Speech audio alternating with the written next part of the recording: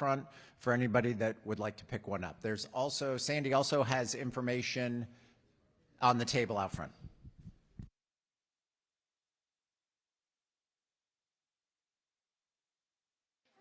Perfect timing. Wow. Yes. Yes, there we go. All right, we are just, yes. Senator, thank you very much. We are a couple minutes out. For anyone that wasn't here for the first round of announcements, again, we are going to be on live television. So let's dial down the profanity. I've already warned Maya, please don't do that. So we should be good. We were going to go for about 90 minutes tonight. We'll do about an hour on TV and then another 30 minutes on the streaming service after that. This will be broadcast over the weekend. It will be available on YouTube in its entirety. We have a great panel up here, and hats off for them to come and hear and be a resource for everyone for everyone out here. We would love, over the next hour and a half, for a lot of this conversation to be driven by you. If you have concerns or questions, or you can help paint for our viewers what it's like living with water that you're not sure you should drink coming out of your tap. Because an awful lot of our viewers have no idea what you are dealing with. Everyone in this room probably knows exactly what you're dealing with. But if you would share that with our viewers, I think that would be powerful and helpful. And so Maya's going to be right down here. When you have something to say, make your way over to Maya, whether it's a comment for our panel or a comment for the organizations that are not here tonight, but you want to be heard, we're going to give you that opportunity. So we're probably about a minute out. Am I right? Probably. All right. And we're going to start about right here.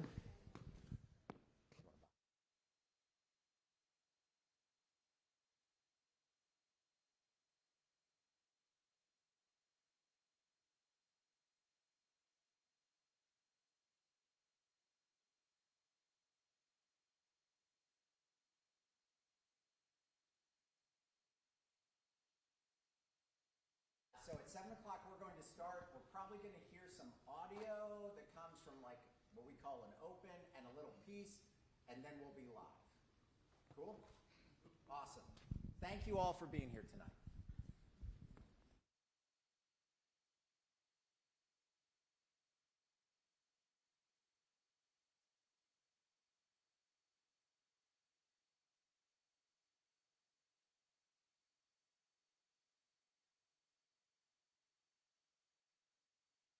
This is an Up North Live, your voice, your future town hall. Live from Cadillac High School, we discuss your growing PFAS concerns and what's being done to mitigate exposure in northern Michigan. Our Up North Live PFAS Town Hall starts now. It's pretty devastating, really. It's something we used to take for granted. Turn on the faucet, a seemingly endless supply of safe drinking water. It's time to get those tests. But more and more communities around northern Michigan are learning you can't assume anything anymore. I would imagine the alarm bells would have went off and said, wait a minute, we've got PFAS. The more testing, the more concerns raised about PFAS and other related so-called forever chemicals originating from industrial processes, firefighting foam use, and the disposal of products and waste containing them, finding their way into our water supply. Discouraged, almost heartbroken because I don't have any answers and I can't fix it. Once in the water supply, they remain, potentially posing a health risk, cancers, high blood pressure, reduced fertility, and thyroid disease to anyone who relies on that water source. But the question I have, were the kids drinking that contaminated water last year?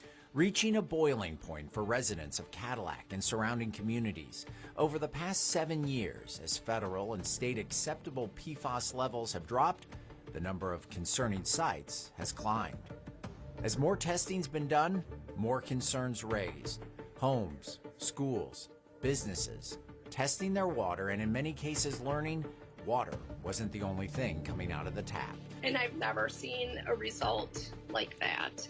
It was 4 to 5, 6 times higher than anything we had seen so far. While an investigation into the source continues, residents turning away from their taps and towards filters and bottled water. There is a huge financial and health burden in our community. A temporary solution for a problem that may not have a long-term fix. The forever chemicals may in fact be there forever. While there's a push for more and more homes to get connected to municipal water and off of private wells, questions remain unanswered, frustrations and concerns grow, and a community is left wondering what's around the next corner and what's coming out of their taps. Unanswered questions. Throughout UpNorthLive's coverage of the PFAS situation in Wexford County, we have spoken to a lot of people, and they have a lot of unanswered questions. I imagine many people in the audience tonight also have unanswered questions, and that's why UpNorthLive News decided to have this town hall to not only hopefully hear some answers, but also have your questions be heard by the people who may be able to help. We've assembled a panel of people here right from your community who have been working on getting you these answers and working on also connecting you with any resources that you may need. So we want to thank our panel so much for being here tonight, and let's meet our panelists. Susan, can you tell us a little bit about yourself, who you are, and why you're here today? Yes, I'm Susan Giftis. I started Cadillac Advocates for Clean Water back in December. I started seeing people speaking up about the PFAS situation in their wells. People were complaining that they weren't being heard, that they couldn't get answers. So I decided to start a Facebook group where people could communicate and get updates and information. I joined forces with Mary Galvanic. Since then, we've been able to initiate a private well testing program that has spanned throughout Wexford County, into Osceola County and Missaukee County. We're working closely with state and local agencies, and we've been able to hook people up with information on filtration, blood testing, finding solutions, and identifying grant funding opportunities. And we're using social media to inform and educate the public. Thank you, Susan. And Matthew, introduce yourself. Why are you here today? Hello, everybody. My name is Matthew Schichtel. I'm the chairman of the Local Development Finance Authority. I'm also a volunteer for the Cadillac Advocates for Clean Water, as well as a volunteer for well testing for Herring Township. I'm also a member of Great Lakes PFAS Action Committee. And I'm here tonight to work with these great people, and it's important to be around people that are engaged. It's important to be around people that are passionate for solutions. We have a long way to go, and it's good to be around like-minded people that like to collaborate, and I'm just thankful to have this panel tonight, and I'm thankful for the audience and your time and your energy. Obviously, PFAS contamination is a health concern, and obviously we need solutions, and it's going to take all of us. I'd like to do a thank you for GL Pan for all their influence, Herring Township for all the people that are helping us there, the Cadillac Advocates for Clean Water, as well as the LDFA. I appreciate all the work as the team going forward. And we appreciate you being here.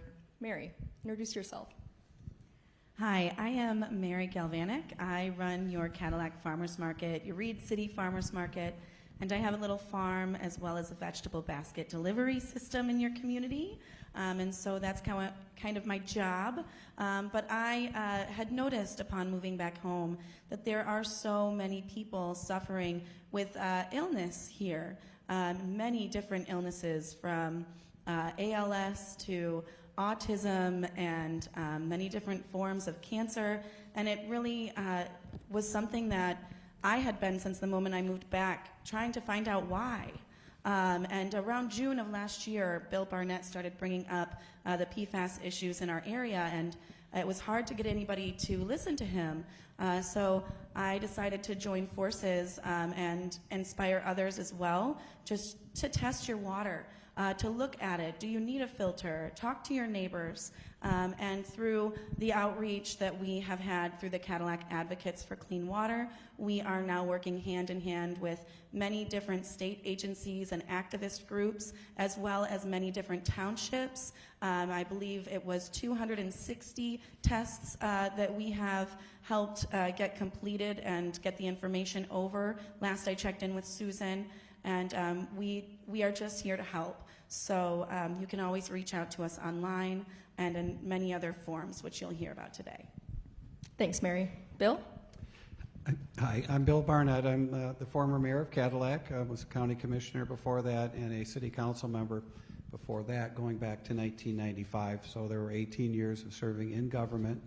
I was unsuccessful in my last mayoral campaign. It was the best thing that happened because I could step back from government, and I started studying PFAS at that time in 2014. I'm a PFAS advocate in some ways. I don't know how that happened, but it did. I'm on a state committee with Sandy, and I've been working with Sandy. These people are all my second family, including Michelle, Senator Hoyden, who's also stepped up and is working side by side with us and giving us a state support that we need. But I've been watching this. I had no idea it would be in this area like this. There was a plating company here years ago, a possible source, a Superfund site, two companies that actually had severe issues, and one thing that was overlooked because it wasn't known about until maybe 7 years ago in this area as being a problem and existing, being in our industrial park. But I've been watching this closely and trying to figure out, ever since in 2019 it came up to CTC over there in that area, and I was worried about what was going in the clam and was it going out that way. There was some testing, but nothing, I say nothing happened. And a bigger picture, in a small picture, Herring got a lot of, there are pipes going in today out there by the CTC, so there's movement. Things have changed. I'm just a guy that was in politics. I'm glad to be out. I'm on a state committee called CAWG, C-A-W-G. Sandy, who is one of our, she's our leader there. She's also one of the leaders in the GL PAN group. So she's doubled up, and we're so happy to have her. The reason you came tonight is to hear Sandy, not necessarily us, but I'm here to support our community. I'm for the community, helping people get the word out, test, and I'll probably be a broken record on that, but I want to thank all of you for coming. I want to thank Allie Baxter, who came in June 13th or so of last year and started getting the public knowing about this, and here we are with UpNorthLive. Mark and Maya and Pat, who is their news director, is fantastic, and thank you for helping get the word out and spreading the news. This could be going on in every city in Michigan, as it is in our town. We're an industrial town, and that is kind of the connection I see so far. But thanks for having me, and many of you know me already, and I'm not going to say much if I can help it tonight, but I'm here to help everybody and anybody who needs it with this issue. Thank you, Bill. And you kind of already gave Sandy a little introduction, but tell us more about yourself. I have nothing else to say. I slipped Bill a 10 to do that. And so my name is Sandy Winstelt. I'm actually from Rockford. I'm not lost. I really did drive up here. But I am a co-chair of a group called the Great Lakes PFAS Action Network, which thankfully we connected with these folks here. And we're a group of communities that are impacted by this, that realize that when communities stick together and we all speak up, we can really get a lot more done than if we ignore it or just leave this to others to do. So our goal is to be able to provide resources and information to people that's been vetted, that's not part of a government agency, but can really talk openly and honestly. And every person who's part of GeoPan is somebody who's been impacted by this, so we know what you're going through. So that's all I'm going to say for now, but thank you. And I just want to say, you have like 4 rock stars here. These guys are amazing. I need to clone them and take them elsewhere, if you don't mind. Thank you, Sandy. And Senator Hoytinga, you came all the way from Lansing. Thank you so much for being here today. Thank you. It's an honor to be here. Okay. I'm Michelle Hoidinga, and for anyone who doesn't know me, I was born and raised here in Wexford County, and now I have the honor of serving 16 counties in northern Michigan. Unfortunately, throughout those 16 counties, in my time of service in Lansing, the topic of PFAS has become such a prevalent topic. Never dreamed that this is something that I would be researching and getting into. I'm not here to claim to be an expert or give advice. I am here because I represent you, the people. Your audience are my neighbors, my friends, my family. We're all drinking the water. And so it's very important for me to listen to you, to listen to the communities across our district, so I can hear your concerns and be a voice for you in Lansing. And your senator is Senator Huizenga, and we speak about you often. We sit next to each other on the Senate floor, and PFAS comes up. Every time a new study pops up or something new, we are discussing it. He's very educated as the former mayor of Rockford, I believe, and he's told me lots about you, so I'm glad to have you here. You're a wealth of knowledge. People have to stop talking about me. But I just want the community to know that I do care. I want to be a resource and an advocate for you at the state level, whatever that looks like, whether it's for funding or research or getting filters, whatever that may be, as we work together and collaborate. I just want you to know that you do have a strong voice in Lansing that's advocating for you and is very engaged in this topic. So thank you. And Senator, thank you so much for being here tonight and to our entire panel. You may have noticed that we have an empty chair. We have an empty chair here tonight because when we first launched the talks about having this panel here tonight, we extended the invitation to people who may be able to provide you answers or, like the panel, listen to what you have to say and be a resource. So this chair is for the City of Cadillac, the EPA, EGLE, MPART, and the Health Department, who are all extended invitations but chose not to be here tonight. We would like to have your voice be heard. So, in order to do that, because I believe, I may be wrong, but I believe that all of those organizations are either watching right now or will watch the broadcast or the stream at a later date. They will hear what you have to say. If you would like to, Maya is standing by. If you have something that you would like to address to our panel or to those organizations that chose not to be here tonight to hear from you, you can still be heard. We're going to work to make your voices be louder and to be heard. So if throughout tonight's broadcast, if you'd like to go talk to Maya, you can talk to Maya and have your voice be heard. Now, Sandy, you're not from northern Michigan. No, I'm not. And you gave an explanation as to why you are here, and it made sense. But there is more to why you are here. Do you mind sharing that with the audience? Sure. I'm actually a psychologist by training. I work with people with disabilities.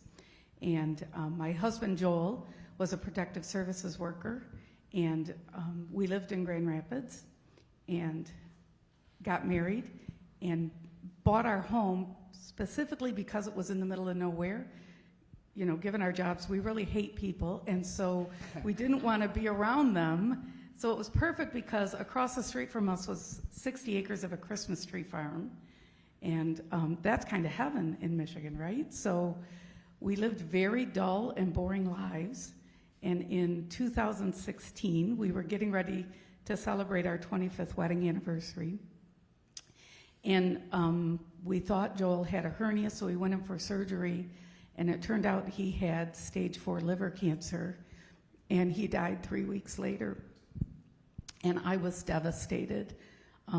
We had no kids because we were too busy raising the world's kids, we said. So there I was alone. And everyone goes through loss, so you know what that feels like. I'm not telling you anything you haven't heard. It was the following year that EGLE came to my door and said, we need to test your water for PFAS, so 2017. They came back 3 days later wearing a hazmat suit. That was cool. They tested the water, and they called me with results, and when they came back, my well tested the initial time at 24,000 parts per trillion of PFOA and PFOS. They thought maybe that was an error, so they tested it again, and the next time it was 38,000 parts per trillion. It's been as high as 80,000 parts per trillion. It turned out that Christmas tree farm we loved was 40 acres that Wolverine Worldwide owned and dumped tannery waste 20 feet deep. And that contaminated about 30 square miles of drinking water in the northern Kent County area. I remember saying to them, well, is this dangerous? Because like most of you, when you get your results, don't you look at them and go, now what? Is that like, did I win? Is it good? Is it bad? And so they started talking to me about the diseases that are connected to it. And when they mentioned liver disease, that's when I said, my husband just died of liver cancer. And I knew then, you have moments in your life where like your life changes on a dime, and that was the moment for me. When I asked how this could happen, the answer I got was that it's not regulated. And that just seemed utterly absurd to me. And so that became kind of this drive to push for legislation and push for change. And we have actually been very successful in this state at doing that. We have some of the lowest levels, maximum contaminant levels are called, for this of any state. We've done more testing and found more of it than any state. We've got MPART, which I know is not perfect, but we have it. I know I went to Washington and testified before Congress and had the representative from Kentucky tell me, we don't have PFAS in my state. And I thought, sweetheart, have you been to your state? You got some PFAS there. So that's how I became involved in this. That's why I feel like GeoPan is such an important thing to do, to reach out to other communities, to extend a hand and say, I kind of know how you feel. I don't know exactly how you feel, but I kind of know how you feel. And I'm here to offer any help that I can. And so whatever I can do to bring you some peace and relief with that, that's how I got involved. Sandy, I'm sorry for your loss. And thank you so much for sharing that. And thank you so much for having that inspiration and making that change. Maya, I believe we have a question or comment from the audience. Yes, our first audience member. Sir, would you like to share your name and your question or comment with us? Yeah, my name is Brad Marine, and actually lived just a couple of blocks from here. Got involved with this, was paying attention, grew up in the house. We've got a private well. Didn't think much about it. I kept watching city council meetings, and I could see people weren't getting answers. So I decided to go down there for myself to see what was going on, and that's how I got roped in. The other part that hit recently is I've got a 4-year-old granddaughter who her daycare is tested for PFAS beyond the state level and beyond the federal level. So she's been there for about a year drinking this water, which leads me into kind of a couple different questions here. And I'm glad to see Matthew up here, the new chair for the LDFA, because I think he's done a great job with that, and I really appreciate the work you've done with that. My concern really boils down to how the city's handled this. We know for a fact that the LDFA operated outside of legal responsibility regarding the Open Meetings Act. They held meetings without a quorum, and I get emotional, because again, with the granddaughter, it hits me hard. And they did it for years. And they did this, and they had these meetings when they talked about PFAS, and they didn't tell anybody about them. They didn't post these meetings. They held these meetings, they made business decisions without a quorum. Now, why is that a big deal? Because my guess is, if you all sitting in here would have known in 2020 that a well tested hot for PFAS, and the EGLE and the EPA wanted the city to test for PFAS, and the city said, no, we don't want to, you probably would have been like, wait a minute, what in the Sam hell are you thinking? Of course we want to test for PFAS. But when you hold meetings illegally and you operate outside the law, then you make decisions where you don't have public input. That's where government breaks down. It totally breaks down. How are we supposed to monitor and keep an eye on our government to make sure that they're looking out for our best interests? Something happened. I don't know why, and I guess it doesn't matter why, but the bottom line is there were decisions made, and I would like the LDFA to revisit those. Have public comment regarding the LDFA's responsibility to test for PFAS, because there was no public comment, and you can't get the city to look into it. What does the city do? They sit there and the city manager knew in 2020. The city council didn't know until 2024. The general public didn't know until 2024. So why is there a 4-year gap? And I go back to my granddaughter, who was just being born. People could have been notified. We could have been proactive. We could have been on this thing. We could have been way ahead of the power curve. But no, they sat on it. They kept it quiet. And nobody wants to investigate. Senator, we've written letters to the Attorney General. Nothing. Not a peep. I've got a petition I brought with me, and a group of us meet, that we're going to request, get as many signatures as we can, request the Attorney General to look into it. Request the Department of Justice, because there have been fabricated statements to the EPA regarding wells in Cadillac. There's ordinances. Did you know there's an ordinance passed in 2018 that all private wells would be capped and everybody would be on city water? How many people got a letter? That's what I thought. And that's where the J.T. Andersons were drinking that water, and they're in that zone. And you know what the city utilities director says? Well, you want me to be a bad guy and make him hook up? So how many of you all can just pick and choose whatever ordinance you want to follow and not have any consequences for it? It's the most ridiculous thing I've ever heard. And it's city government. It is our city government acting that way. And it's totally unacceptable. So, Matthew, I don't know, I know the LDFA is on it, but do not shut down that well, because that well has the ability to clean water, and it has the ability to clean PFAS. And I know that's the goal of the LDFA, is to shut that well down, but I encourage you to reopen that, launch an investigation, see which one of those meetings were illegal. You're going to find a handful of them. You're well aware of it. I know you are.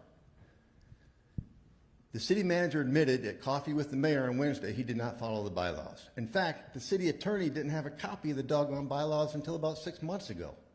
Now there again, we got a city attorney running the LDFA, which is making public health decisions regarding your drinking water in private, and the city attorney doesn't even know how the meeting is supposed to be run. And sometimes I feel like I'm spinning my wheels thinking, what in the heck, this has got to be the third dimension somewhere. So, Madam Senator, please, if we can get a third party in here to investigate and let us know what's going on, because we cannot heal until there's transparency. That's the bottom line. And the empty seat speaks 1,000 words. I'm off my, thank you.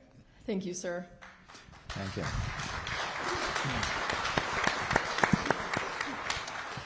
I'd like to give the panel an opportunity to respond to that, but straw poll, quick question.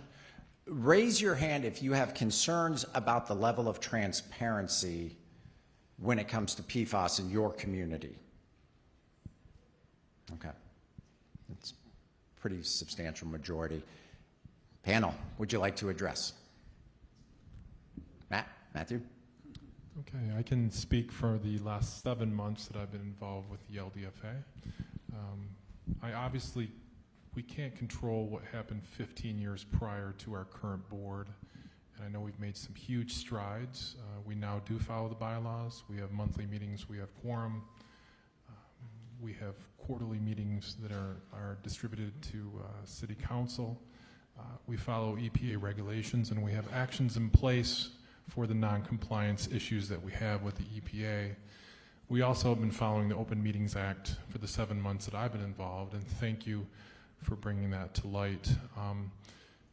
It is difficult to encourage the old way to change, and I think we've made some huge strides, and I feel like things are in order on the LDFA. I do know that there's some decisions that were made in the past that may or may not have quorum, But I do know that currently we voted to test PFAS in the LDFA, and 17 out of the 18 wells did have some contamination. I do know that we have quarterly testing that's going to begin in late spring or early summer again, so we'll be in compliance with the EPA. And I also know there's also going to be not just a VOC hexavalent chromium quarterly testing, but there'll also be a PFAS testing for those monitoring wells.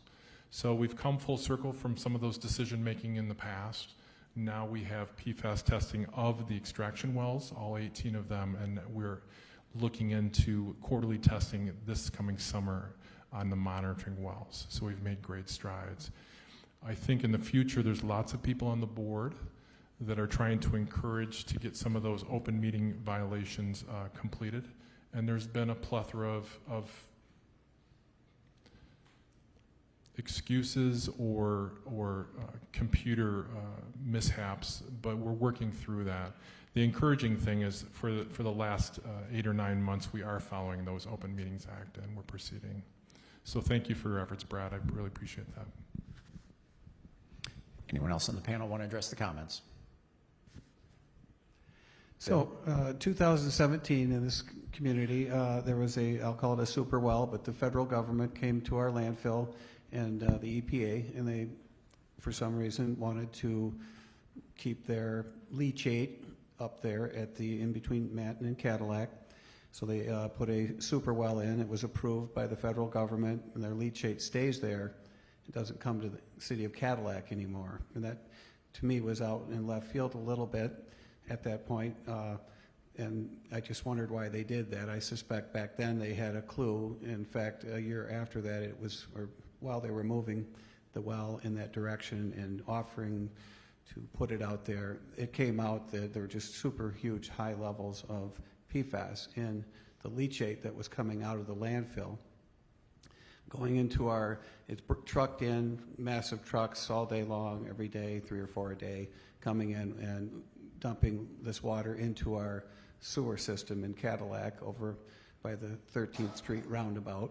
And it was coming out unfiltered, basically just diluted. This went on for 20 to 30 years in our community, unknowingly going on because they didn't know that it was in there. By 2017 or so, in between 14, 17, I mean, this started coming out in 09 nationally, and by 17, the well came up as a topic. It was controversial. The city asked to keep taking the leachate in, thinking that they were being good stewards and it wasn't going down in a hole, that it was going into the Clam River.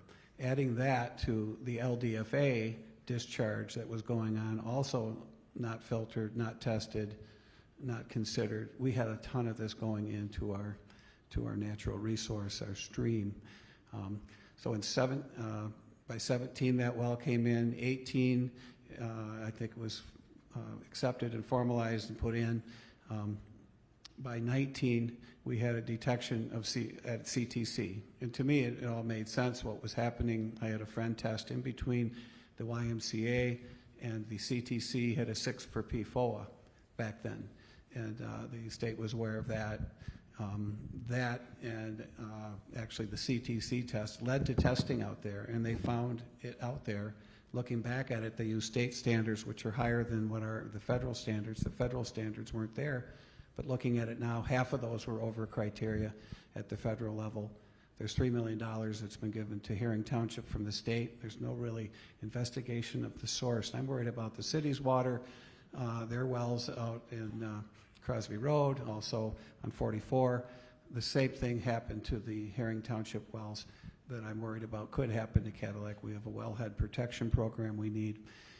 But in 19, it happened at the CTC. I started a personal journey at that point to find this. I joined a statewide committee.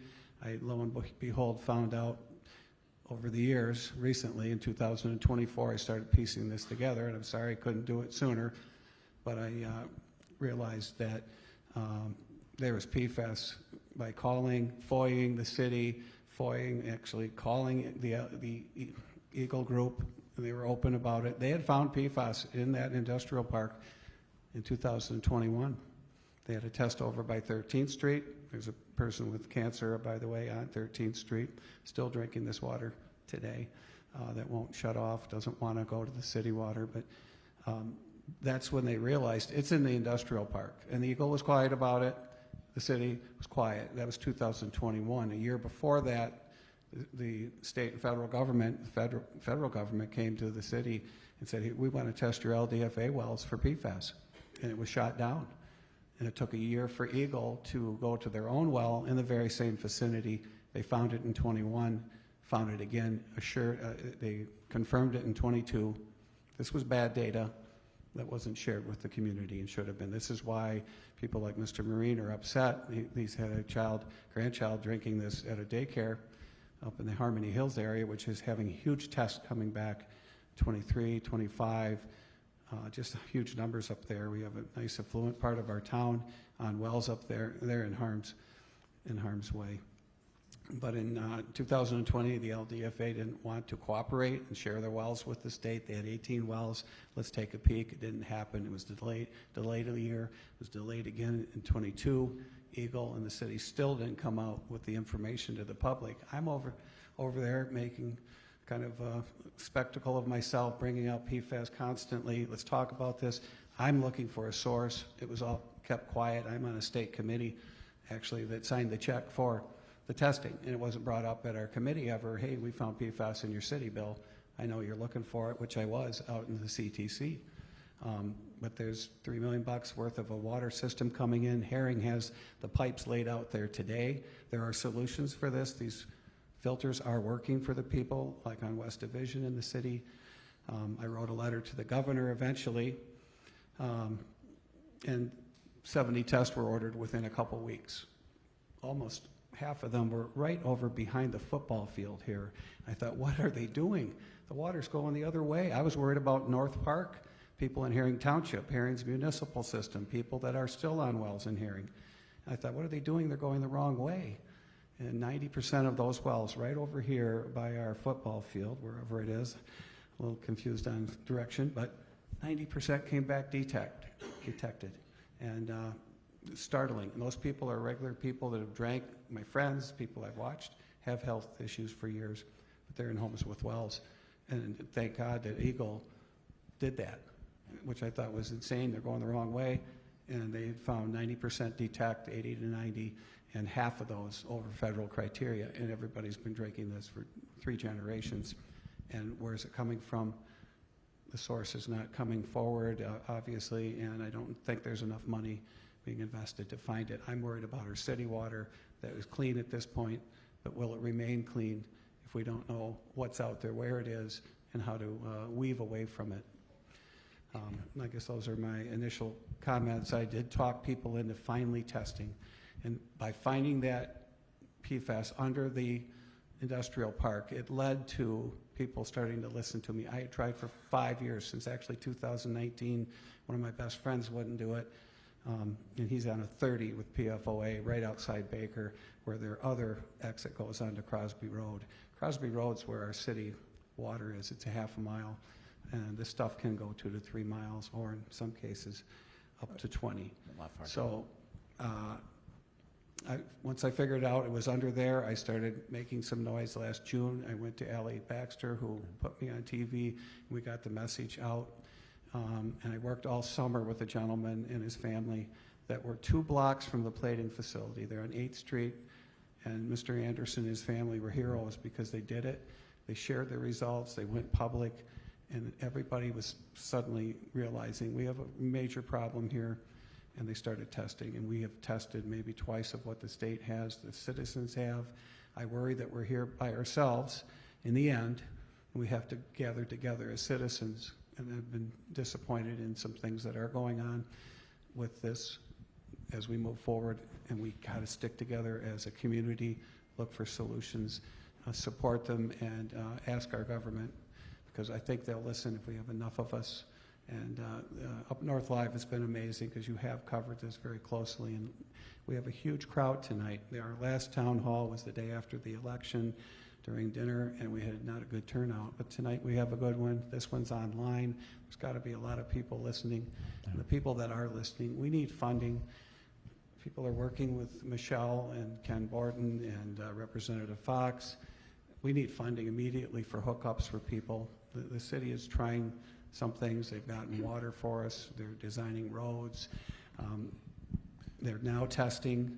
The city manager took a trip with some citizens down there with Matt and some others to get funding. I mean, there's some things positive that are going on, and it just took so long to get this going, and I'm so sorry I couldn't have it speed up faster, but I tried everything I could, and I couldn't have done it without the citizens that are helping. And this little group here going that way, those four have been amazing, and Matt has turned the LDFA around, which was the starting point, but now we see it's not just the industrial pollution right there, it's actually in other places, and it's reached other areas, and there is a common denominator, and it's not septic tanks, I don't believe, but we're on the right track. We need funding, continued pressure on government, including the EPA and EGLE, who are listening, and I'm sure watching this tonight. All right. Thank you, Bill. Again, another straw poll. How many of you have tested the water where you live? Again, almost everyone. All right, Maya, we have another comment or question. Yeah, what is your name, sir? Hi, my name is Andy Van Alst, and I want to thank you guys for doing all that you've done, because the seat there, I wasn't going to say anything, but I'm like, I noticed that there's nobody from the city here representing themselves. It's embarrassing. These guys have been doing their part. I talked to Bill, I don't know, it's been a couple years anyways. I'm like, PFAS, I don't even know what you're talking about. And then these Susan and Mary and Matthew all have stepped up and done their part, and they're a huge part saving the city from the city, really, you know. And then Brad's a rock star too, and there are some other people that have really stepped up to the plate. I've been at a lot of these city council meetings, and I have said on record that they should talk to you guys. If they're trying to communicate, there seems to be a breakdown in communication. Hopefully this will get through so that they can have a committee where you guys can collaborate with the city. They talked about hiring an independent consultant to address these issues, and I'm like, well, what you should do is talk to Susan, Matthew, Bill, Mary, Brad, because they're the ones that are driving this bus, you know. And my question, I guess, would be, have they reached out to you, any of you, to get on a committee? Is anybody from the city here that maybe I didn't see? That's embarrassing. So. Mary, so let me ask them. Let me ask them your very question. Has the city reached out, and if they did, would you be willing to be heard or work alongside? And I'm going to slide this just a little closer. There you go. No, there was talk initially of a PFAS task force, but I don't think that anything has progressed with that from the city. I haven't heard anything about it. Let me put you on the spot. If they called you up tomorrow and said, would you talk to us? Yes. You would? Yes. Same? We have had one meeting with TI Shippers, our mayor, and one of our council members, Robert Ingalls, where we did sit down, and we were not asked to be part of any task force at all. I do hear that they are asking certain people in the community to be on that, but I don't believe that we are one of them. Senator, your job, I'm not going to explain your job to you. You know what your job is. But you give a voice to the voiceless. Can you help? I hope so. Okay. I feel their frustration. I know it can be very scary. I heard the gentleman say, you know, PFAS, oh PFAS. Well, then it hits your home or it hits your neighbor, and then you start to pay a little more attention. And sometimes until these things hit you, you're not really engaged in it. Like I said, unfortunately, across the district, especially vulnerable people who are living around airports, military bases, now we're finding landfills. First of all, PFAS is not discriminatory on where it's going and where it's traveling, so we just don't know. But there are some areas where you're a little more at risk. And so getting the word out to those people who are in those areas who might be a little more vulnerable, I want to make sure that they have access to testing, find out where they're at. But when I did get the phone call from some of these great people, they engaged, asked if I would meet with, we met, I believe, with Marcus and a couple of the city people to just kind of see where we're at, see what's happening, get an update. So I'm trying to engage as much as I can with the city. I know this with other cities around the district. I've stayed very engaged everywhere I can because this is everywhere. So I just feel their frustration, and so I know this can be scary as it gets closer. We still have a lot to learn. Again, I'm not an expert on it, but anything I'm able to do, I think the people just want to know that they're heard. Yes, Sandy. If I could offer just a suggestion that came from our situation is, we had a very similar thing that the township was really reluctant and kind of downplayed it, minimized it. That is the playbook that happens, and I can give you all the psychological reasons, but nobody really cares about that because you're right in the midst of it. But if I could give one word of advice, maybe turn this around and maybe you guys set up a citizens advisory group and invite the city to come and join you and have people from that are impacted people, have people from your health department, have people from your water department, have your city manager or somebody from the city offer to come and just meet once a month and prioritize what your goals are. Maybe don't wait for them to invite you to the party. Have your own darn party. Make it a really good party and see if they will come and join you. You may be surprised that if it's viewed not as, if it's viewed as like, let's solve this problem together, that they may really be willing to do it. And that's what we had to do. It was not a rosy party at first, let me tell you. It was a rough few months, but we've had it 5 years now, and we are still going quite strong and working quite well now with our township, with EGLE, with all of that. So that would be something else to consider, is just set up your own group and invite the city and township, invite the school, invite the health department, have a representative from all of them come once a month. I do, if I could just add one thing. Absolutely. I didn't know if I was going to make it here in time, but I did bring some resources from EGLE's website, whatever resources I could get my hands on. It's my understanding they said that they would come eventually and they're trying to set a date or something, but I did bring as much as I could for resources from the state of Michigan and EGLE in particular. So We appreciate that, Senator. And Senator, we appreciate you being here to be that conduit to those agencies that could not or chose not to be here tonight. Mike, do we have another question, comment? Yeah, I wasn't quite done. I definitely wanted to thank you guys. Thank you for what you're doing. We and I've seen it. I see it on Facebook. The communication with the city. They've recommended no communication on social media, but without it, you guys would be stuck in the mud. And good plan. I'm from over on Sunnyside, and there's a bunch of wells over there, and I just hooked up to the city about a year ago, and it was just kind of as it happened, you know. I was going to do it anyway, but there's cancer and there's strokes and there's heart attacks in my neighborhood, and then there's high incidence of ALS in the community. So all of that concerns me. So then I go, okay, I got hooked up to the city water, and I like that. And in fairness, TI asked me about doing something with maybe this stuff, and I'm like, I am totally not the guy, because they've got people that were in place. So keep her up, you guys. Good job. Thank you.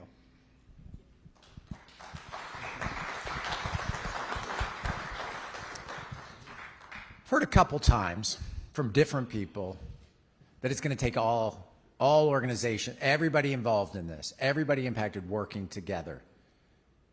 Is that true? Can it be done either just city-led or just people-led? Yeah, Mary. Yes, I truly believe that this is going to take all of us. This is going to take all of our small businesses, all of our corporations here. It's going to take everyone in the industrial park. It's going to take the townships surrounding us. And one thing that we can all be grateful for is that November is coming soon. There is an election coming soon to change the leadership in Cadillac. There will be a new mayor in November. There will be new city council members.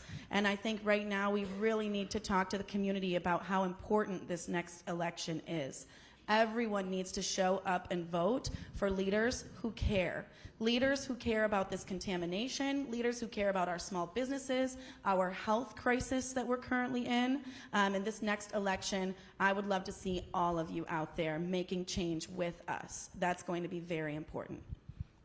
Maya, another comment? Do, ma'am.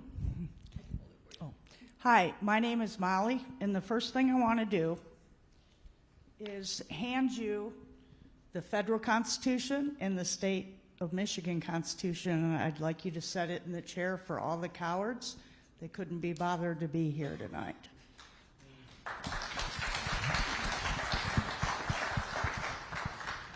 Now, I'm going to talk to everybody, mostly we the people.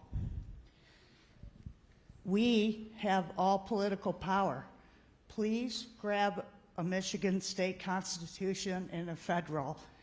Most people do not know the three branches of government. And that is not their fault. It's ignorance, and ignorance does not mean that you can't learn or that you're stupid. There has been indoctrination for a very, very, very long time. And if we don't know what our rights are and where they come from, how in the world can we defend them? The constitutions are the contracts that the people made with our government. Doesn't matter all the way from the top all the way down to the guy who sweeps the sidewalk. It is a contract, and it states in there what they can and cannot do. And they have reached outside their contract box so bad that it is so screwed up. And this has been slowly, baby steps going on since the 1800s, guys. This has been going on for over 150 years. The senators and ex-senators, I have been talking to some of my representatives, and the little emoji that blows your mind, they had never even heard of the Mason's Manual of Legislative Procedure. The legislator make our laws, okay? They're the only ones that can. EPA has been attacking people for water in their yards because they're part of water. DNR attacking people. There are three branches of government: legislative, executive, and judicial. Those are still the only three branches of our government. All these other agencies, Department of Transportation, EPA, all this, that was created by the legislator, and then they were given, if you read some of these laws, they're giving their power away to other people who are in turn giving their power away to somebody else, and they cannot do that. We gave it to the legislators only. So all these people that are out here bullying us people and taxing the F out of us, it's got to stop. And if we want the change, we have to be the change. It says in the Mason's Manual Legislative Procedures is that they have to follow anything that is not for the Constitution is null and void, and we the people don't have to. It's like it never happened. Not when you get pulled over and you go to court or whatever. It was from its inception. Okay? Thank you, ma'am. Do you have a comment for our panel? Yes. Or question? Thank you all for coming together and making this very important. Our military missed their deadline to clean up their PFAS, which is teaching firefighters. When there's fires, they have this orange stuff that comes out of the airplane that helps, but that's got PFAS in it. The military is doing all their stuff. They miss their deadline to stop this, and they just ignored it. Everybody is ignoring us. And part of what they have to do is listen to the people. But we don't hold their feet to the fire. What you guys are doing is awesome. And I just want to say for the record, ivermectin cures cancer. I have 2 friends. We're in stage 4 cancer. After about a year and a few months, they are cancer-free. Okay? Thank you for your comment, ma'am. We have some other folks who want to come up and share your name and your question and comment. My name's Kevin Denhoff, and I certainly didn't plan on asking any questions tonight, but a couple came up. Thank the panel for being here. Appreciate it. I get a lot of my information from Facebook and those that post on a regular basis. There's a good source of information. The empty seat speaks 1,000 words, like the first gentleman said. I mean, I can't believe our government representatives, except for the senator, isn't here tonight. And any discussion on the depth of wells? It seems like you have one house that has a 50-foot well, and they test hot, and then one that is 75 feet, doesn't test hot. What's the bad level?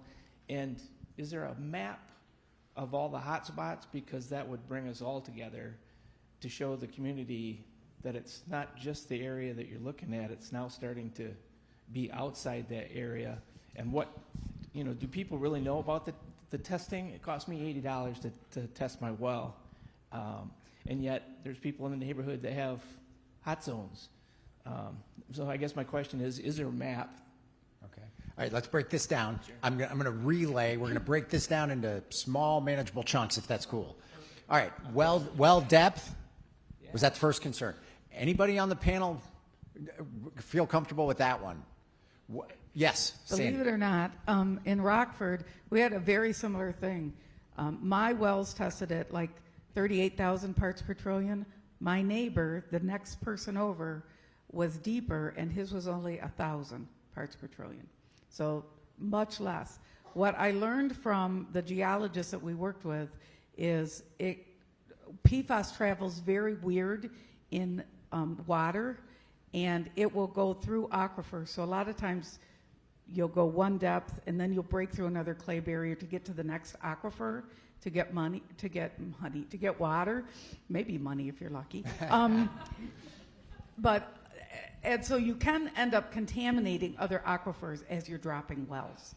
But it also tends to have a narrow path in the aquifer too. So the moral of the story is it's a weird group of chemicals, and it is really hard to determine. So don't assume because your well is lower or higher than your neighbor's that you're safe. Don't even assume because your neighbor tested fine that your well is fine. The key is every person on a well should have their water tested, period, hard stop. And anybody that's worked with water, if you have a leaky roof, you know how weird water can travel, right? Like, well, it's leaked there, but it's coming from over there. You add chemicals to it, it acts even stranger. Okay, so that was question 1. Question 2 was a heat map? Yeah, of where the hot zones are. Is there a heat map of the hot zones? Yes, so so far I've received 260 test results from our entire community. I go ahead and I send them to EGLE, and they put together a community heat map for the private well tests that are being done. I do post those on our Facebook group. The last one that I got was May 1st, is the most recent one. And then there are heat maps for the EGLE's independent areas of interest also. Very good. One last question. Yeah. Is there a connection with this and either the algae bloom or the contamination of Lake Cadillac where you can't swim in the summertime? Is there a connection? I would guess not, but I don't know. There is PFAS, and there was a fish study that sat dormant in a dormant fashion. Nobody was being told about it. There was the lake was the fish were tested. It's in the lake. The those. We need more testing. This is exactly why we need more testing and to know more about this.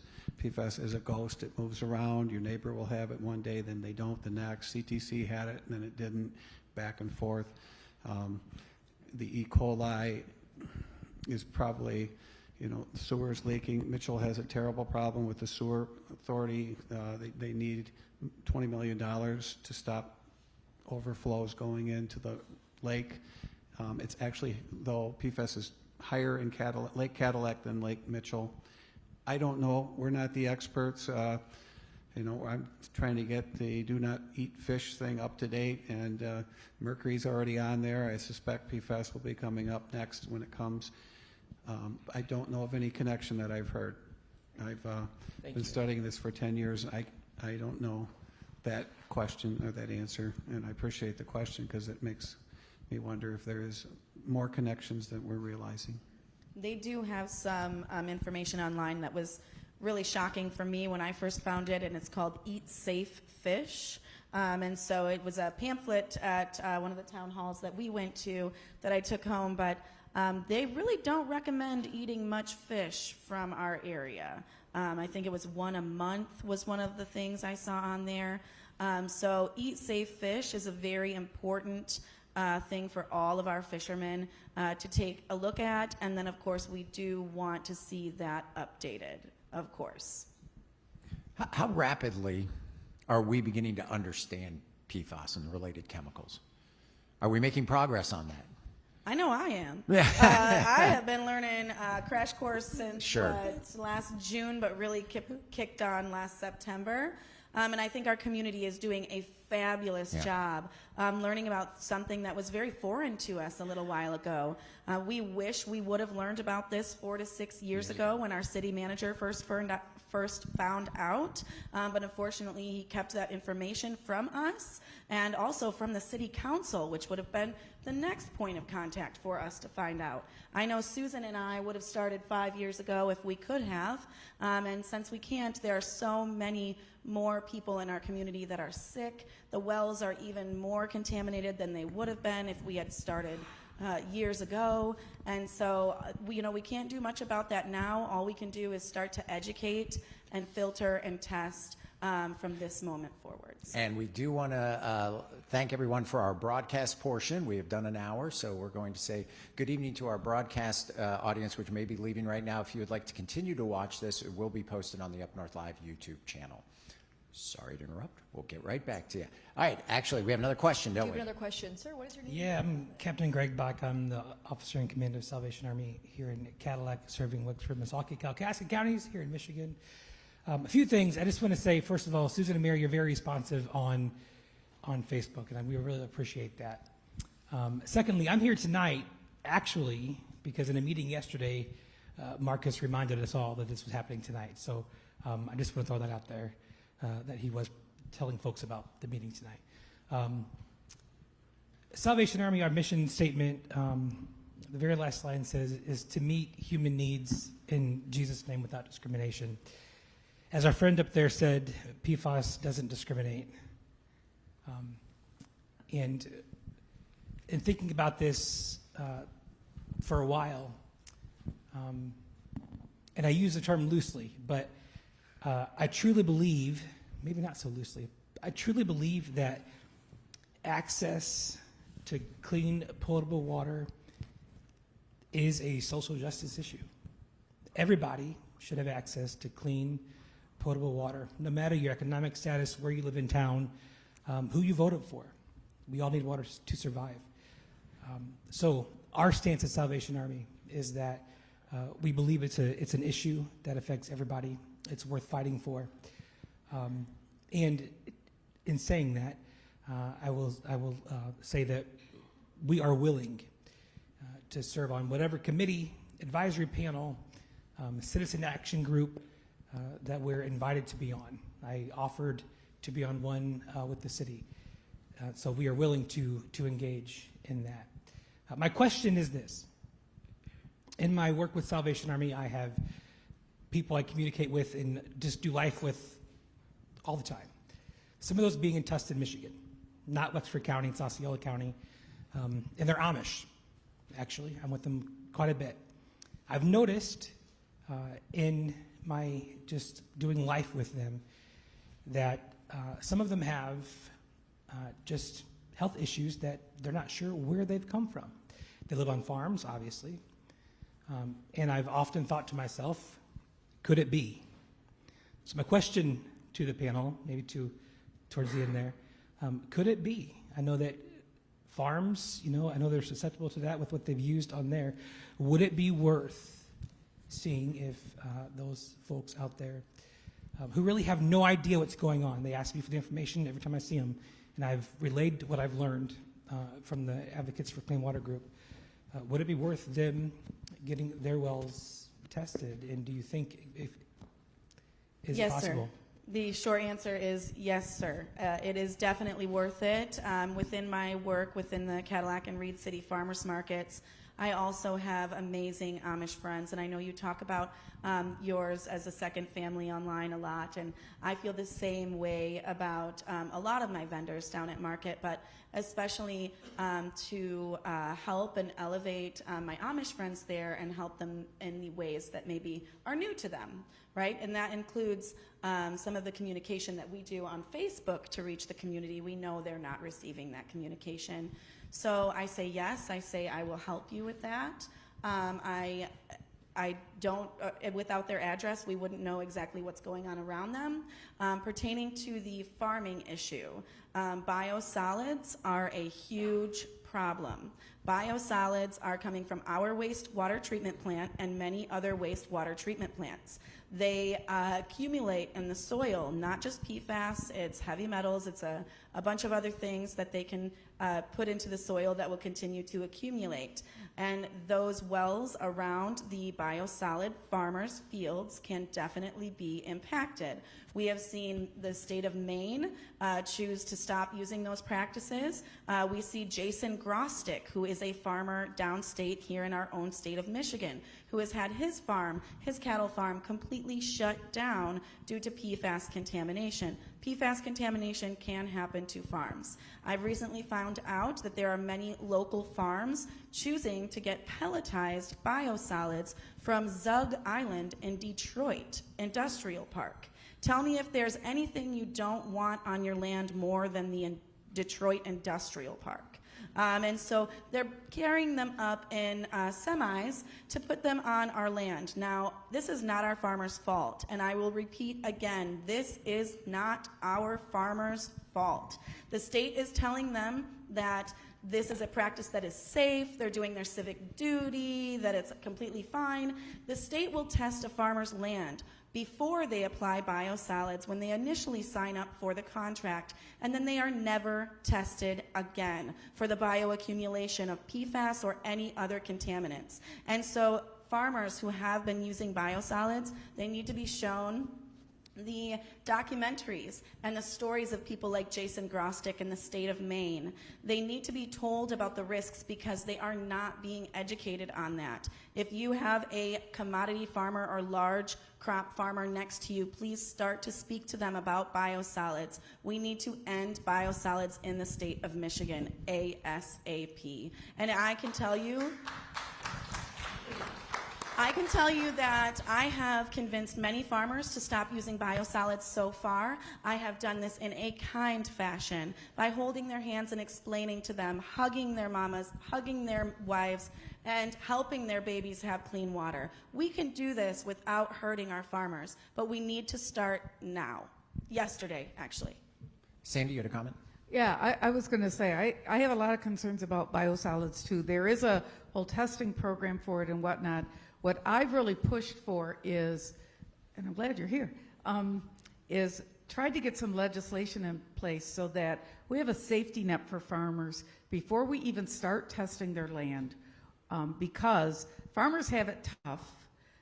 They're barely getting by, and the last thing I want to do is close a farm down because they were doing what they were told was the right thing to do. I want them to have a safety net in place that should be paid for by, I guess, the polluters, the people who made this for 50 years and knew it was dangerous and continued to use it. So that is one option. But the other thing that happens with biosolids is if we don't do that, then wastewater treatment facilities are trying to figure out, what do I do with all this sludge? Where does this all go? Because it doesn't like evaporate, it's got to go somewhere. And we don't dislike Ohio that much that we can send it all there. So I thought of it, but then eventually they're going to overrun it. So we have to do something with this. The number one thing to do then is figure out a way that we turn off the tap. Stop putting this in products that we don't need it in, so it doesn't end up in our wastewater, and then we can figure out something to do with it. We don't need it in your toilet paper. You don't need it in your makeup. You don't need it in your high cholesterol medication, because you know what PFAS causes? High cholesterol. So there's all sorts of ways we can get that product, that chemical, out of products, which would also help us with this. It's a very complex issue. It truly is. Maya, another comment? Do you want to step up and share your, I can hold the mic. Sure. All right, my name's Joseph Theobald. I'm a citizen of this city. My wife is a member of the county commission. She's been involved in this for a while. She sits on the board, the LDFA. She brought it to the attention that these rules weren't followed. I appreciate Mr. Marine bringing that up. I want that known. The second thing I want known, we've known since the 60s, the 50s, that industrialized waste was dumped in our land and our waters. 1970, the Roos River caught on fire in Detroit. Nobody really remembers that. So, we've all known that this has been a problem. The first brand new thing that comes out, chemical, that's a miracle chemical, is going to solve all our problems, gets put on the market immediately, and then we find out years later that we're getting sick and cancer. This needs to stop. You come up here and this panel, and I appreciate what you're all trying to do. I specifically appreciate our senator coming here. She's a hunter.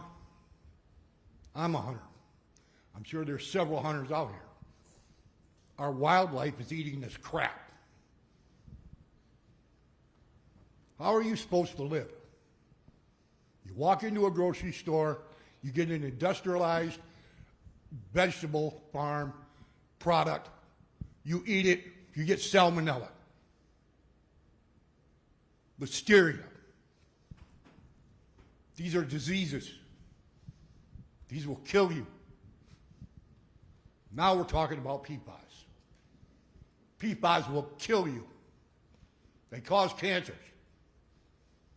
Several different cancers, from what I understand. And we've had this fight with the city for a long time. Our government, localized, needs to go. The young lady that said we need to vote is absolutely correct.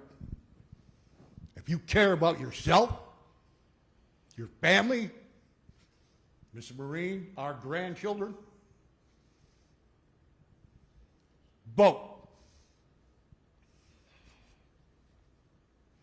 Excuse my emotion. I get fired up. And instead of cussing and swearing, I cry. Because I try to hold it in. We need to fight for this. I'm glad Mr. Barnett brought this to the attention of the public. I'm glad the young ladies formed their group. I'm glad finally somebody from government is sitting here trying to talk to us and help. But it comes down to what the young lady back here said. We, the people. We, the people, need to fight for this and vote. To start with the vote, we need somebody to step up and be a leader. I would be glad to do that, but I'm not educated enough. But there's several people here that are. Step up. Be our leader. We will follow. Thank you. Thank you, sir.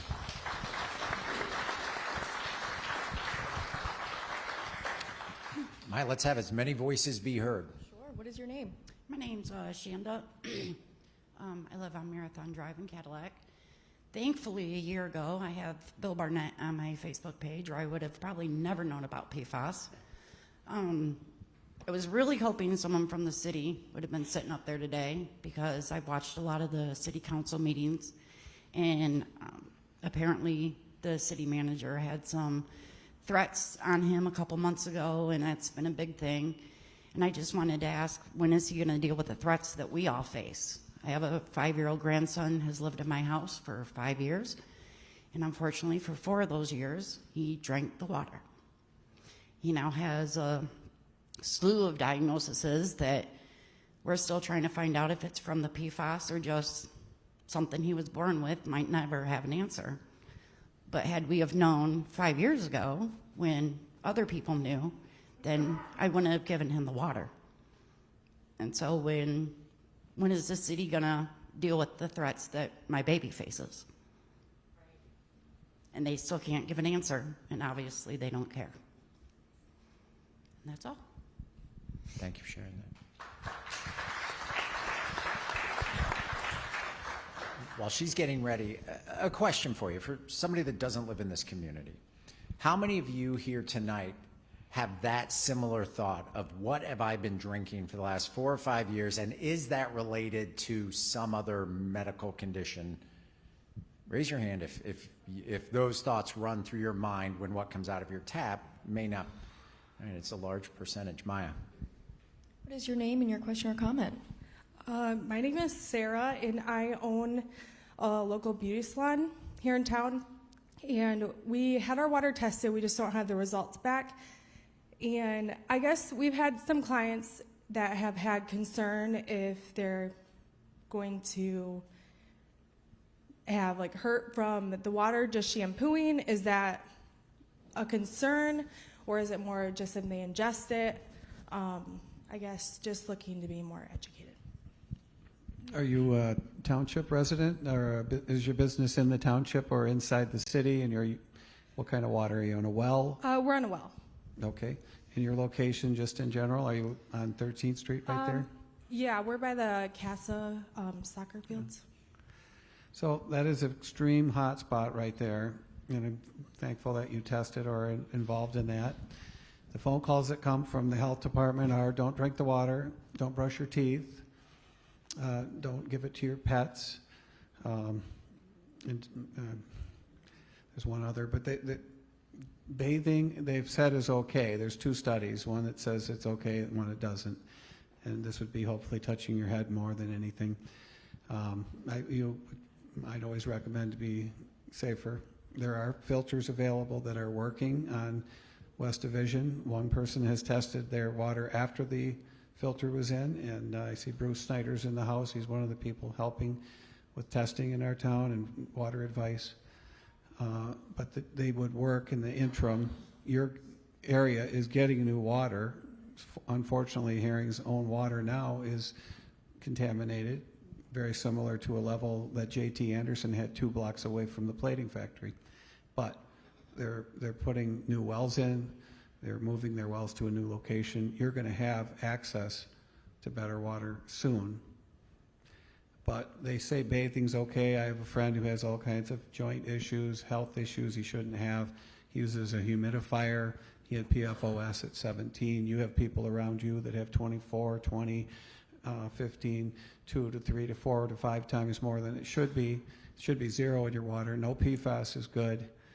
The question is hair and such. You would hope that would be so brief that it wouldn't be a problem, but and it shouldn't hurt any business. You need a filter. I would put a filter on immediately and quash those fears and put them on the safe side. It's always better to be safe than sorry, but you are in a tough spot. You're very close to where a ton of leachate went through our just diluted, unfiltered. An entire plating company went through the LDFA. The LDFA has some good things. They've done well with other chemicals that they were intended to clean up. but some of it went into the river that goes by you. My theory has been, and people called me bat crazy for years until recently. And these are the experts that have been watching this and said I was wrong, but I didn't give up. But you're in that hotspot area, so be careful and get a filter for the water that goes on people's hair. That's what I would say you should do, and you're absolutely right to be concerned. And wells shouldn't have ever been that close to our sewer department, and they're there. They shouldn't be all over here. They should have been closed down years ago behind the football field. Going back, there's people 2 blocks, 2 houses away from Kaiser, and that whole area is just loaded with wells, and you have one too. So I would recommend a filter, and that you're listening to your customers. They have valid concerns, but our state's saying you can bathe in this stuff. But there are studies that say you can't. I'm worried about humidifiers and other ways that we use water. Hot tubs.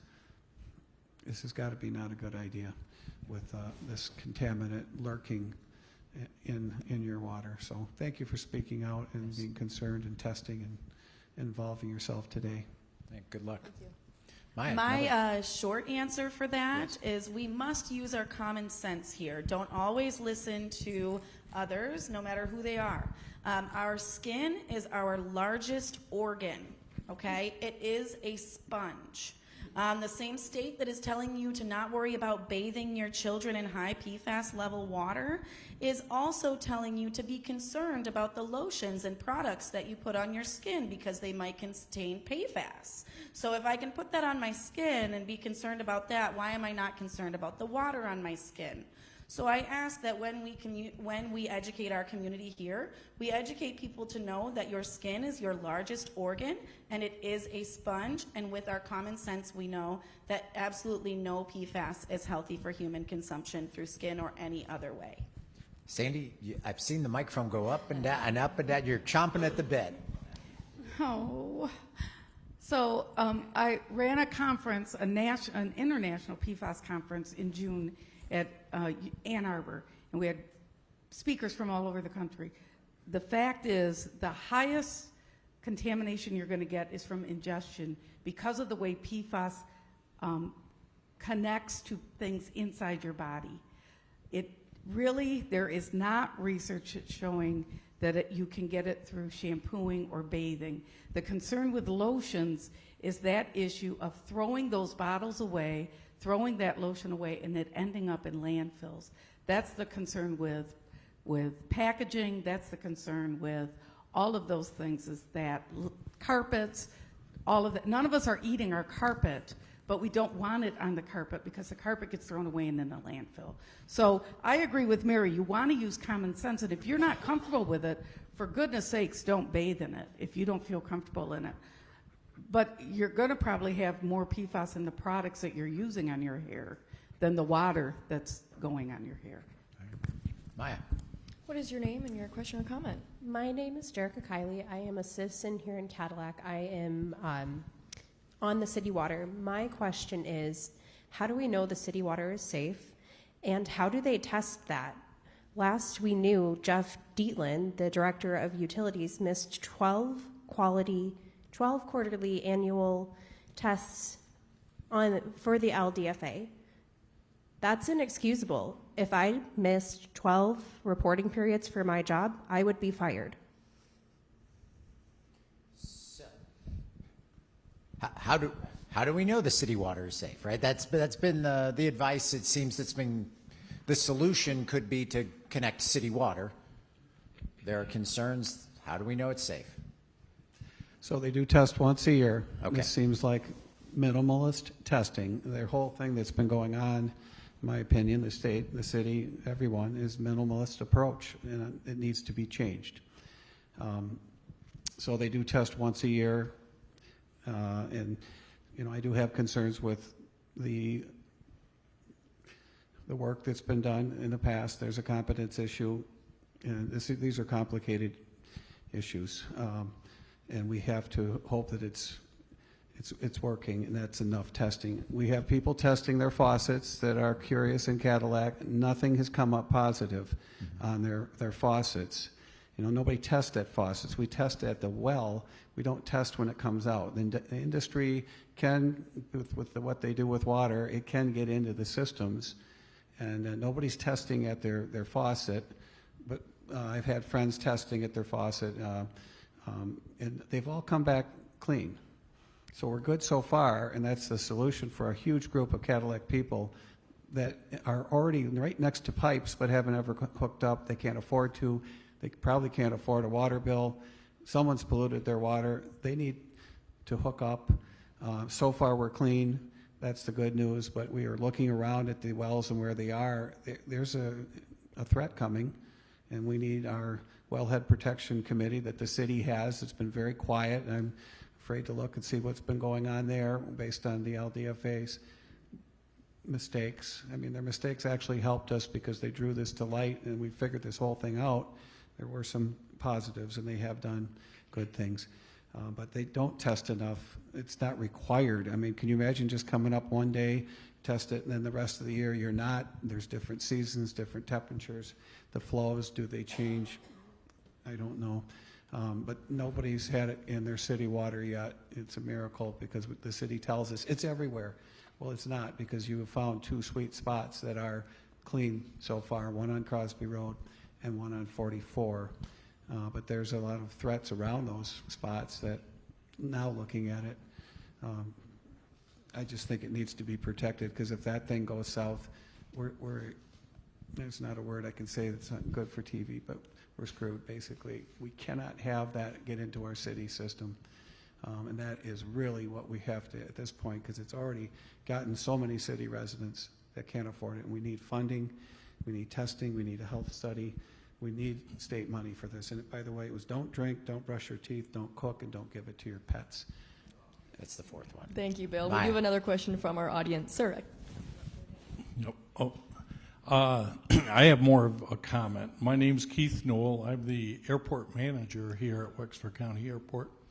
And I want to thank everyone for their voice and their participation, because this is something that people need to learn about.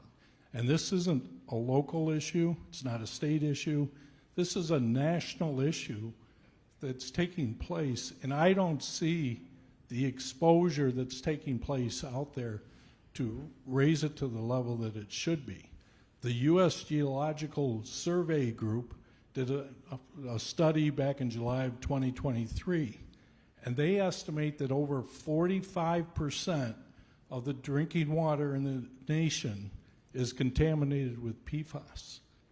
Well, that's a huge amount, and I haven't heard a lot of people coming and saying, hey, you should be testing. We're living the sins of the past. I don't think there are many people in here that would remember Life magazine used to have an ad, and it had 2 track runners. One was laying on the ground and one was running. And at the bottom it said, smoke lark, they enlarge your lungs. And this is where back then our world was coming out with new things, and we didn't know the unintended consequences of whatever we were coming out with. And so smoking was looked upon as a healthy thing for you. Teflon seemed to be a great miracle cooking thing. The wrappers you get at McDonald's, they helped keep your meal neat, but yet all of those things have PFAS in it. And so we tested, when we heard about what was going on at the city, we thought we should probably test our water too. And we came out with a score of 130 on the PFAS, which was 5-6 times higher than a lot of the others that they're finding. But we don't know what caused that. These could be sins that were 75 years ago. And so our steps that we're taking are, first, stop all drinking of the water. 2, try to stop any cause that we might think is happening, which we don't believe anything is producing PFAS or releasing it into the environment in our area, but we're going to still continue to look under every nook and cranny. Third, we're going to try to figure out how do we get onto clean drinking water, because we're all on wells at the airport.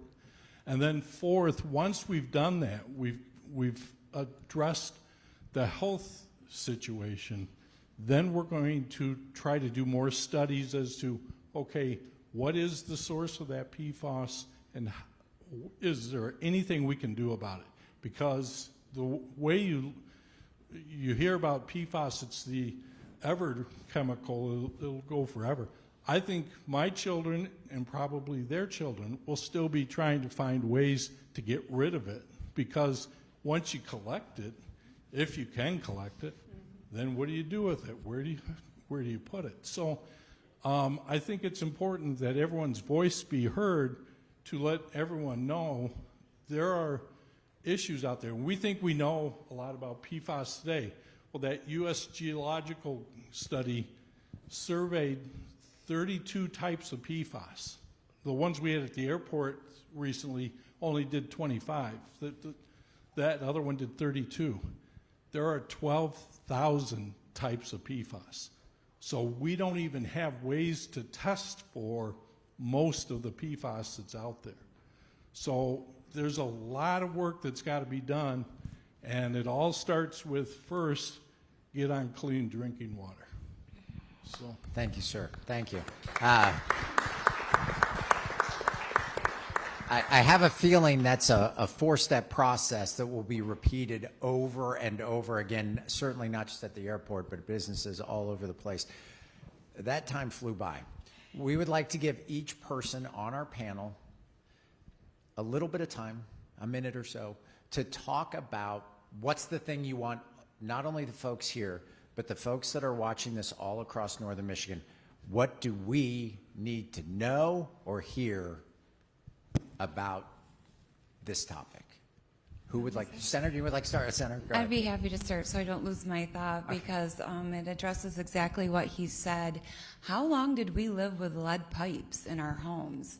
And it finally rose to a level where we really got serious about it nationwide. And I feel like that's what we're going to experience now. So we lived with it, we were getting sick, we figured it out, and now the process, we've taken it very serious to get lead pipes out of our homes. And so I feel like that's the process we're at. I was excited to see an invitation to a convention that was a national convention, and it was for elected officials and lawmakers across the nation. This is the first time I've ever seen something like this, an invitation. And so I'm very interested in attending that seminar. It's not in the state, but it does seem like it's getting the national attention it deserves. I think it'll educate elected officials how to approach this and how to achieve the best results for you guys. So thank you for your comments. Thank you, Senator. Mary. For me, it's exactly what you said. I think the number one thing is, if you're on a private well, get your well tested. You will sleep better if you know your well does not have PFAS in it and that your kids and your grandkids are not impacted. If you do have PFAS in it, it is not the end of the world. Trust me, I know. Get a clean water source and drink clean water and start from there. And the community can work together, because we are stronger as a group than we are individually. So your strength is in your numbers. You all are experiencing this, and you can all work together. And you have a team here that's like unbeatable. So you're good. You're good.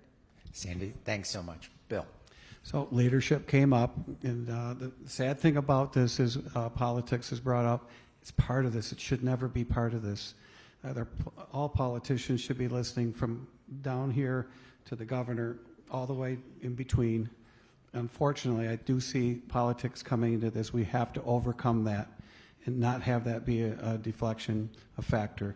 So we need leadership. It doesn't have to be political people. It doesn't have to be a mayor. It doesn't have to be something like that. But the community can pull together and be the leader that we need. We need a team of community members like we have. You guys are here tonight. You folks came. Thank you. Thank you to everybody that's here. I'm for continued testing. I had met with the EPA a day before they came to meet with the city, 2 young ladies that are working very hard trying to figure this out too on the LDFA side. That's what's pulled them in here. They're looking at this. The state is too. The state's done some remarkable things. They uncovered what's behind our football field all the way out to Leeson, even past that to Seneca, in an area that should never have had this. But we need leadership and support each other, not deflect and put down for trying to help people. We need testing, continue to test. We need a health study, blood samples. We need to have, in Grand Rapids, they tested 1,000 people for their blood. We need to do that right here. And we need funding for this because our community, it has hit the affluent. It has hit the middle Cadillac. It has hit our lower income people. And especially the lower income people need funding for their hookups to the city system. Many of them have it. Some don't have it. They're on an island away from this, and they're going to have to live on filters. One filter, basically, in their house. But it has come up to work so far. I just want to keep working on this, keep speaking out, and support our leaders that are working on this. And they're getting it. They do care. They just don't know what to do. They don't know what to do, and we have to work with them. We're kind of getting pushed away. I did try to get on a committee at the city. It was not voted in. But I've tried my part to help and join in. I basically have to jump on the other side, just help the citizens and realize that's my role. And I've been doing that. I'll continue to do it. A lot of these folks are on Facebook. Not everybody is, and I see older groups coming tonight, which I don't want to stereotype, but people aren't always on Facebook, and we have to have our relatives help each other.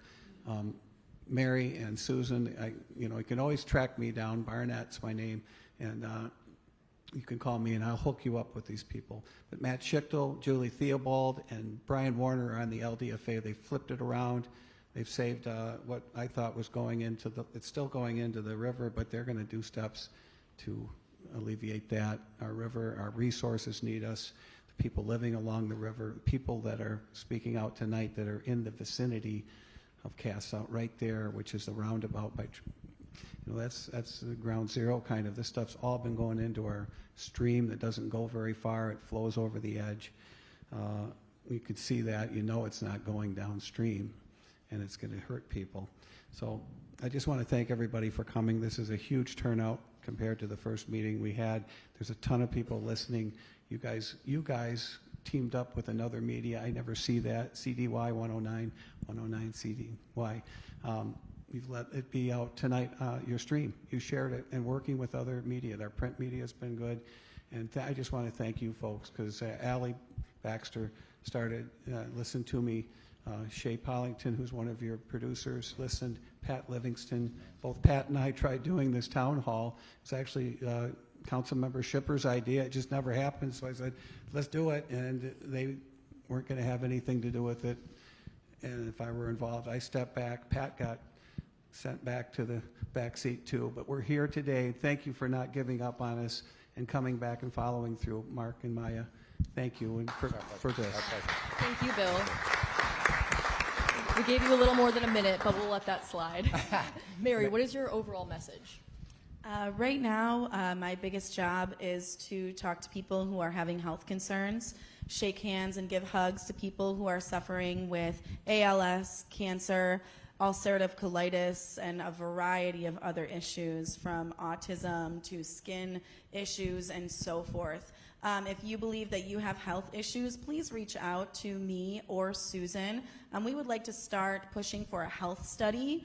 We are also pushing for mental health resources, because finding out that you are drinking contaminated water and that your family has been drinking contaminated water, and that's probably why you're sick or someone has passed away, that is very concerning. And we do need resources for that as well. And I know me and my team have been bringing around tons of printable information to our physicians' offices. I ask that the state of Michigan or the lead of Munson or whoever it may be to start to educate our physicians. At the last town hall, the state told everybody to ask your doctor, ask your doctor. Well, we all did, and our doctors said, I don't know. So we need to have better education on PFAS reaching our rural physicians in this town, whether it's a conference or otherwise. And some of those physicians in town that have been learning a little more than others, start sharing that within your workplace with the nurses and the doctors. Let's get a health study. Let's get some help for our mental health crisis that this creates. And let's get out there and vote in November, because we need a new group of leaders in this city. And I'm ready to help you all make that happen. I want to thank you all for coming. And I also want to thank 107.9 CDY and Rich Spicer. I want to thank 9 and 10. I want to thank, of course, 7 and 4 UpNorthLive, Pat Livingston. I want to thank Cadillac News, Misaki Sentinel, everyone who has helped, the Advocate Group, the LDFA Board, GLPAN, MPART, COG. I, of course, want to thank our Senator, and mostly the absolute savior angel on earth in this entire situation is Mr. Bill Barnett. And I think we need to give him a round of applause. It really takes a village, doesn't it? It sure does take a whole village, and we've got an amazing community here. We're strengthening our local farms. We're strengthening our water. Like, we're going to be super powered pretty soon.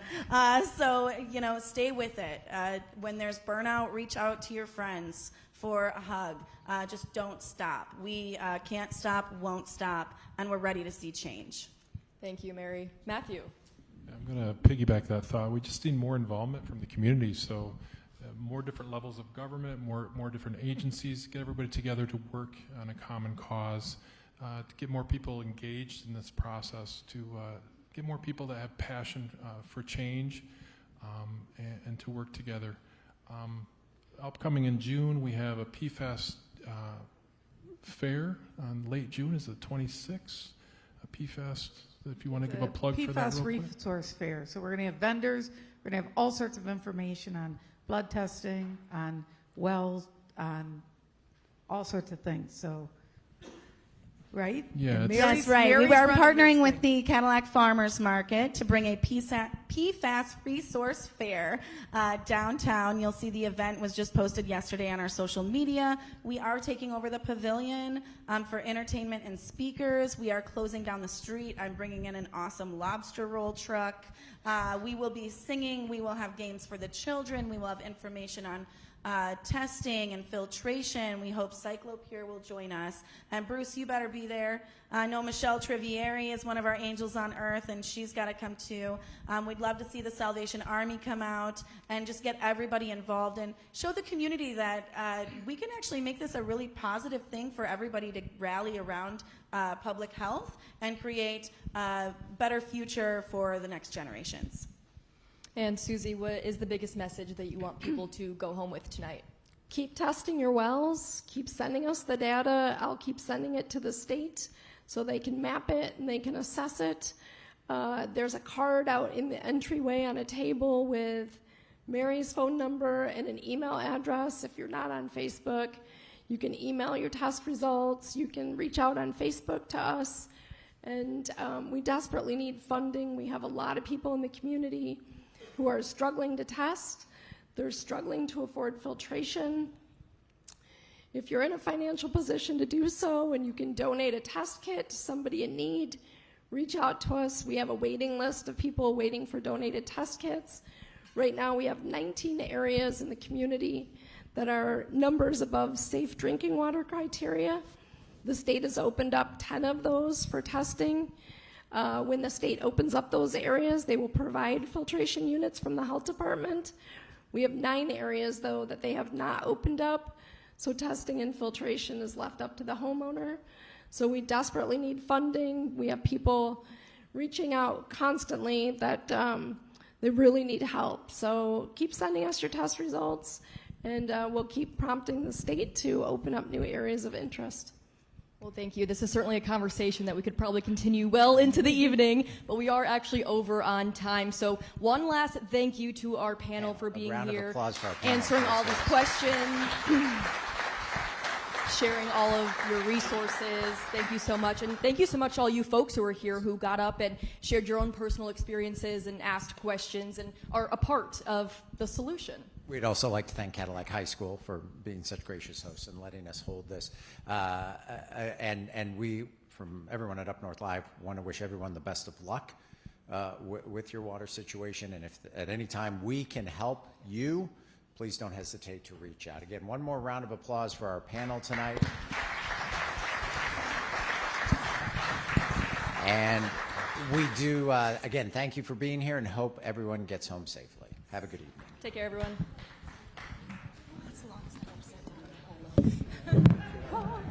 I did it. I sat down for a long time, Bill.